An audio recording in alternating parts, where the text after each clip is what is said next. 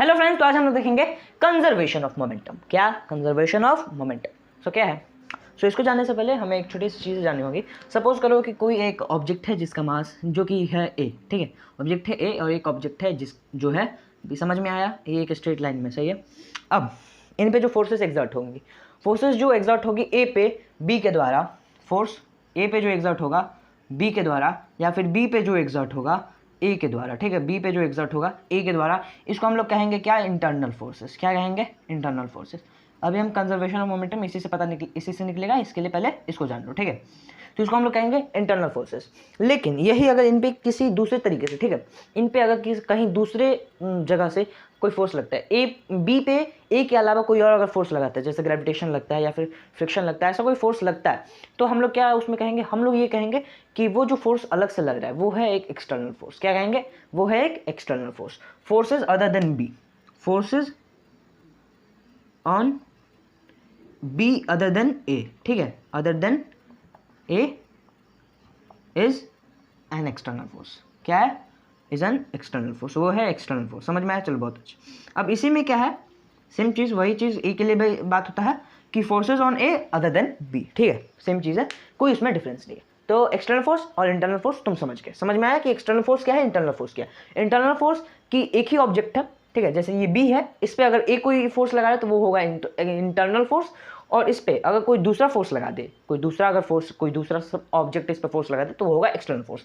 ए और बी इसी की वजह से साथ मिलकर एक सिस्टम बनाते हैं, इसे हम लोग कहते हैं सिस्टम। क्या कहते हैं? सिस्टम। तो इस सिस्टम का इंटरनल फोर्स यही है, और इस सिस्टम पे अगर कोई एक्सटर्नल फोर्स लगता है, ठीक है, इस सिस्टम पे अगर कोई एक्सटर्नल फोर्स लगता है तो हम उसे एक्सटर्नल फोर्स कहते हैं। मतलब इस सिस्टम पे ए और बी के अलावा अगर इन दोनों के अलावा कोई और एक दूसरे के ऊपर, इन दोनों के ऊपर फोर्स लगाता है तो वो एक्सटर्नल फोर्स की कैटेगरी में आता है। समझ में आया? तो अब इसी से आता है हमारा कंजर्वेशन ऑफ मोमेंटम। क्या आता है हमारा? Conservation of momentum. Conservation of momentum क्या कहता है? सो कंजर्वेशन ऑफ मोमेंटम आपको कहता है कि कंजर्वेशन ऑफ मोमेंटम कहता है कि इफ नेट एक्सटर्नल फोर्स, क्या नेट एक्सटर्नल फोर्स जो है, if net external force is zero on a system, is zero on a system, ठीक है, linear momentum remains same. Linear momentum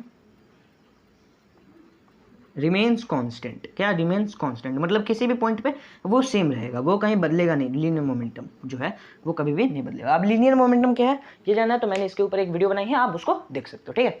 आप उसको देख सकते हो, लिंक डिस्क्रिप्शन में, आप उसको चेकआउट कर सकते हो। सो लीनियर मोमेंटम कांस्टेंट रहेगा, ये चीज़ ये कहना चाहता है। समझ में आया? चलो, बहुत अच्छे। अब हम लोग देखते हैं क्या ये सही में कांस्टेंट है या फिर नहीं है, इसको हम लोग प्रूफ करते हैं, ठीक है। इस स्टेटमेंट को जो है, ये कंजर्वेशन ऑफ मोमेंटम का जो स्टेटमेंट है, इसको हम लोग प्रूफ भी करेंगे। कैसे करेंगे? सो लेट्स सी, इसको हम लोग कैसे प्रूफ करते हैं। सपोज करो, ठीक है, सपोज कि ये जो है ए और बी जो हमारा सिस्टम हमने फॉर्म बनाया है खुद से, ये ऐसे ही है, ठीक है। सिस्टम को हमने ऐसे ही रहने दिया। ए मूव कर रहा है किसी एक वेलोसिटी यू से। क्या? किसी एक वेलोसिटी यू से ए मूव कर रहा है। समझ में आया? और किसी एक वेलोसिटी u1, ये है आपका ए और ये बी, ठीक है। ये u1 से ए मूव कर रहा है और बी जो है वो u2 से मूव कर रहा है। किससे? u2 से वो मूव कर रहा है। समझ में आया? चलो, बहुत अच्छे। अब क्या हुआ, ये जो इसमें हम लोग ये भी एज्यूम कर लेते हैं कि ये जो u1 है ये ज़्यादा है u2 से। क्या है? ज़्यादा है u2 से। क्यों ज़्यादा है? क्यों ज़्यादा है? तो मतलब ज़्यादा है, समझ लो। तो अगर ये ज़्यादा है तो इसका मतलब क्या होगा, ये किसी भी एक पॉइंट ऑफ टाइम पे, क्या किसी भी एक पॉइंट ऑफ टाइम पे ये दोनों कोलाइड होंगे। क्या होगा? कोलाइड होंगे दोनों। जैसे कि अगर इसका ए का वेलोसिटी ज़्यादा है, ठीक है, ये जो इसकी स्पीड है, जो ये एक स्ट्रेट लाइन में मूव करे, ये भी समझ लो कि ये एक स्ट्रेट लाइन में मूव करे, मतलब डायरेक्शन चेंज होने वाला नहीं है, तो वेलोसिटी सेम, मतलब वेलोसिटी एक्शन के मामले में रहने वाली सेम, ठीक है। तो मतलब स्पीड इसका ज़्यादा है, जो u1 स्पीड है वो ज़्यादा है, एक्सेलरेशन इसके पास है नहीं, तो सेम एक्सेलरेशन है, सॉरी एक्सेलरेशन है। तो ये जो u1 है, ठीक है, u1 जो इनिशियल इसकी वेलोसिटी है वो ए की ज़्यादा है बी के मुकाबले। तो अगर ए की वेलोसिटी ज़्यादा है, इसका मतलब वो किसी ना किसी एक पॉइंट ऑफ टाइम पे वो बी से टकराएगी, कोलाइड करेगी। इट मीन्स कि अगर वो कोलाइड करेगी तो एक जगह पे वो रुकेगी, ठीक है। तो वो फोर्स एक्सर्ट करेगी बी के ऊपर, जिसकी वजह से बी की वेलोसिटी चेंज होगी। और वैसे ही सेम वही केस में बी भी एक फोर्स एक्सर्ट करेगा ए के ऊपर, जिसमें ए की भी वेलोसिटी चेंज होगी। तो न्यूटन के थर्ड लॉ ऑफ मोशन से हम लोग ये कह सकते हैं कि जब वो कोलाइड करेगा तो ए जो फोर्स एक्सर्ट करेगा बी के ऊपर वो सेम होगा बी जो फोर्स एक्सर्ट करेगा ए के ऊपर। तो हम लोग एक दूसरा डायग्राम बनाते हैं। ये तो ए हो गया, सॉरी डायग्राम नहीं, एक दूसरा पिक्चर। सो दूसरा पिक्चर हम लोग बनाते हैं जब ये कोलाइड कर रहे हैं, ठीक है।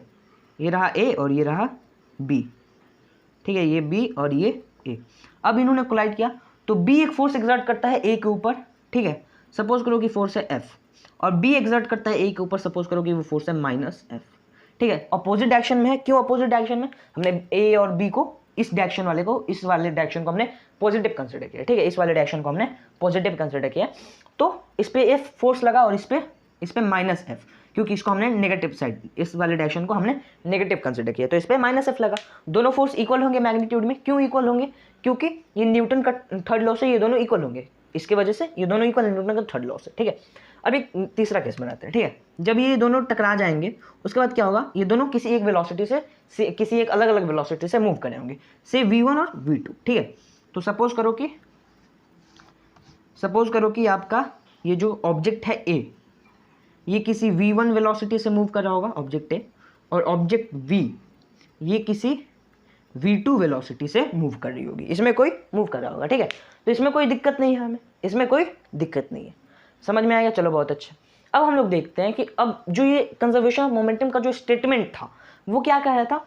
वो कह रहा था कि जो टोटल मोमेंटम होगा, क्या, जो टोटल मोमेंटम होगा, ठीक है, जो टोटल मोमेंटम होगा सिस्टम का वो कांस्टेंट रहेगा। अब टोटल मोमेंटम कैसे पता करें? टोटल मोमेंटम, तो टोटल मोमेंटम पता करने के लिए इसका ए का momentum of A plus momentum of B, क्या, momentum of A plus momentum of B, दोनों को आप प्लस कर दो, ठीक है, मोमेंटम ऑफ ए और प्लस मोमेंटम ऑफ बी, दोनों को कर दोगे तो आपका टोटल मोमेंटम निकल आएगा। क्या आ जाएगा? Total momentum. अब इसको अगर हम प्लस करते हैं, ठीक है, इसको देखते हैं। सो मोमेंटम ऑफ ए क्या होगा? मोमेंटम, लीनियर मोमेंटम का फॉर्मूला क्या होता है? Mass into velocity, mass into velocity. So इसका मान लो, सपोज करो कि ए का मास है m1, जैसे कि u हमने इसको u1 माना तो m1 इसका मास है, और इसकी वेलोसिटी जो थी वो है u1, ठीक है।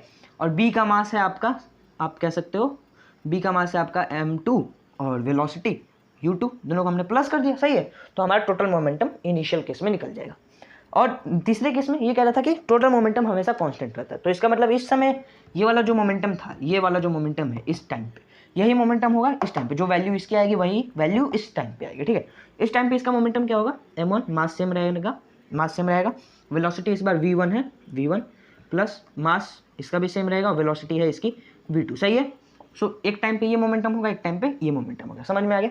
अब हमें देखना है क्या सही में ये दोनों इक्वल होंगे हमेशा, ठीक है। इसको ऊपर लिख देते हैं, इसको क्या करते हैं, ऊपर लिख देते हैं ताकि समझ में आएगा।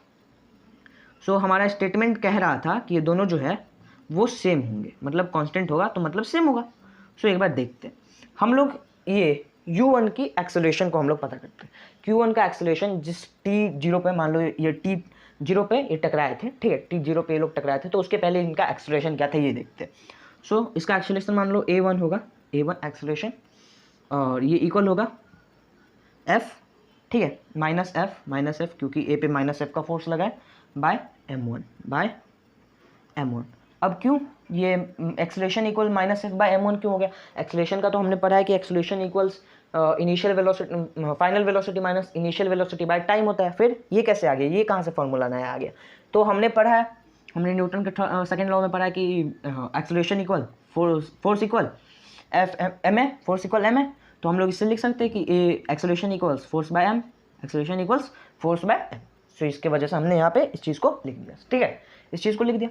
अब एक्सेलरेशन को जो आपने पढ़ा है कि initial velocity minus final velocity minus initial velocity by time, क्या, बाय टाइम, वही हमने लिख दिया यहाँ पे, ठीक है। आपके मन मर्जी के लिए हमने वही चीज़ यहाँ पे भी लिख दी और इक्वल कर दिया minus F by m1, minus F by m1 की इक्वल कर दिया, सही है, कोई प्रॉब्लम नहीं है।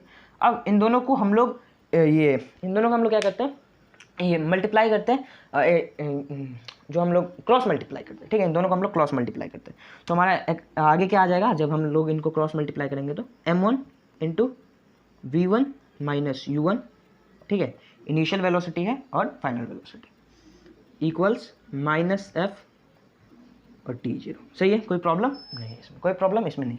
ये इधर डिवीजन में था, उधर जाएगा तो मल्टीप्लिकेशन में हो जाएगा, ये इधर मल्टीप्लिकेशन में था, इधर आएगा तो सॉरी डिवीजन में था तो इधर आएगा तो मल्टीप्लिकेशन, ठीक है, इधर डिवीजन मल्टीप्लिकेशन में चेंज होगा, इधर भी डिवीजन मल्टीप्लिकेशन में चेंज होगा, ठीक है। आगे देखते हैं, आगे ये क्या हो जाएगा आपका? ये हो जाएगा आपका m1 v1 माइनस m1 और u1 इक्वल माइनस एफ और t0, सही है। जिस टाइम पे ये कोलाइड किए थे उस समय का ये टाइम है, ठीक है। ये t0 इस टाइम को रिप्रेजेंट कर जिस समय पे ये कोलाइड हुआ था, ठीक है। तो ये आपका मोमेंटम, ये आपका ये एक्सेलरेशन निकल के आ गया। एक्सेलरेशन क्या है, ये आपका एक्सेलरेशन, इसको कहो या फिर इसको कहो, ठीक है। ये आपका एक्सेलरेशन निकल के आया, एक्सेलरेशन मतलब ये आपका निकल गया, ठीक है। इससे अब आगे देखते हैं, आगे हम लोग, तो हमने तो ए का निकाल लिया, ठीक है, ए का निकाल लिया। बी का हम लोग निकालते हैं, बी का। तो बी का जो एक्सेलरेशन होगा इसको हम लोग A2 कहते हैं। तो बी का एक्सेलरेशन क्या होगा, F divided by m2, F divided by m2, F divided by m2, क्योंकि इसका मास है m2, ठीक है, मास है m2 और इसके ऊपर फोर्स लगा है F। आगे इसको जब देखेंगे तो ये सेम लग जाएगा, same formula, v2 by u2, v2 by u2 by t0 equals F by m2, ठीक है। सेम वही केस यहाँ पे भी लगेगा, तो हम इसको जल्दी जल्दी कर लेते हैं, m2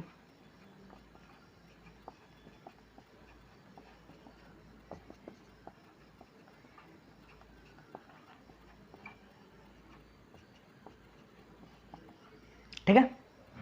इसमें कोई दिक्कत आपको नहीं होगी, ये समझ में तो आपको आ ही रहा होगा।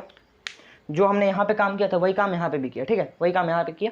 बस यहाँ पे क्या है, ये मास, ये पूरा जो कहानी हुआ था ये इसका था, और ये जो पूरा कहानी हुआ था ये इसका था। समझ में आई, चलो बहुत अच्छा। अब अगर हम इन दोनों को प्लस कर दें, ठीक है, क्या कर दें, प्लस कर दें, ठीक है। अगर हम इस बार क्या कर दें, इन दोनों को प्लस कर दें, मतलब हम कह रहे क्या रहा है कि m1 v1 minus m1 u1 और प्लस m1 और ये क्या है m2 plus v2 minus m2 और u2। अगर इन दोनों को हम लोग प्लस कर दें तो इसका आंसर क्या हो जाएगा, जीरो हो जाएगा। कैसे जीरो हो जाएगा, जीरो कैसे हो जाएगा, सो देखते हैं। सो ये माइनस एफ और t0 है, माइनस एफ और t0 और प्लस एफ और t0, ठीक है, ये हम लोग करते हैं। सो एफ जो है, ये माइनस एफ जो है, ये इक्वल है एफ के, अगर मैग्नीट्यूड में देखा जाए, ठीक है, मैग्नीट्यूड में देखा जाए तो माइनस एफ, अगर माइनस का साइन हम लोग हटा देते तो ये दोनों इक्वल है, ठीक है। तो ये जब, और t0 इक्वल है t0 का, ठीक है, ये वाला टाइम इक्वल है इसके। तो ये जब मल्टीप्लाई होके आएंगे, ठीक है, ये जब मल्टीप्लाई इनका होके आएगा प्रोडक्ट, तो वो क्या आएगा, वो माइनस में आएगा प्रोडक्ट, और ये क्या आएगा, ये प्रोडक्ट प्लस में आएगा, पॉजिटिव में आएगा, और दोनों सेम होंगे, दोनों मैग्नीट्यूड में सेम होंगे। सपोज कि ये हम लोग जब मल्टीप्लाई करते हैं, ये हमारे पास आ जाता है -6 और ये भी 6, क्यों, क्योंकि टाइम सेम था, फोर्स भी सेम था, बस माइनस और प्लस का एक डिफरेंस था। -6 + 6 क्या हो जाता है, 0 हो जाता है, क्योंकि दोनों एक दूसरे के एडिटिव इन्वर्स है, अगर हम लोग बात करें तो, ठीक है, समझ में हमें आता है ये चीज़। तो इसकी वजह से ये क्या हो जाएगा हमारा, यहाँ पे इन दोनों को हम लोग जब प्लस करेंगे तो ये 0 हो जाएगा, इसमें कोई दिक्कत हमें नहीं है, कोई दिक्कत नहीं है। तो हम लोग इससे कह सकते हैं, इस चीज़ से हम लोग ये कह सकते हैं कि m1 और v1, ठीक है, m1 v1 प्लस m2 और v2 ये इक्वल हो जाएगा m1 और u1 प्लस m2 और v2 के, m2 और m1 u1 m1 v1 plus m2 v2 equals m1 u1 plus m2 v2। कैसे, क्योंकि इधर ये माइनस है, उधर जाएगा तो प्लस में चेंज हो जाएगा, इधर ये माइनस उधर जाएगा तो प्लस में चेंज होगा, इक्वल कुछ साइड जाएगा तो प्लस में, और ये दोनों तो प्लस है, ठीक है। तो ये इक्वल है, ये क्या, ये तो इक्वल है। इसका मतलब m1 v1 m2 v2 m1 v1 m1 u1 plus m2 u2, सही है। तो इसका मतलब ये क्या रिप्रेजेंट कर रहा है, ये वाला चीज़ क्या रिप्रेजेंट कर रहा है, ये वाला चीज़ रिप्रेजेंट कर रहा है कोलिजन के पहले से, ठीक है, जिस समय कोलाइड नहीं हुआ था उसके पहले का मोमेंटम को हम लोग शॉर्ट में लिख लेते हैं सिर्फ, मोमेंटम बिफोर कोलिजन, क्या, मोमेंटम बिफोर कोलिजन, ठीक है, बिफोर कोलिजन। और सेम वैसे ही ये रिप्रेजेंट कर रहा है आपका, ये दूसरा वाला केस जो रिप्रेजेंट कर रहा है, ये रिप्रेजेंट कर रहा है मोमेंटम आफ्टर कोलिजन, क्या, मोमेंटम आफ्टर कोलिजन। तो ये दोनों तो क्या है, सेम है, ये दोनों सेम है, momentum before collision, momentum after collision, दोनों क्या है, दोनों सेम है। इसका मतलब हम लोग कह सकते हैं कि जो टोटल लीनियर मोमेंटम जो होगा पूरे सिस्टम का, वो हमेशा कांस्टेंट रहेगा, तभी तो ये दोनों सेम है। समझ में है, चलो बहुत अच्छा, मिलते हैं अगले वीडियो में, तब तक के लिए जय हिंद।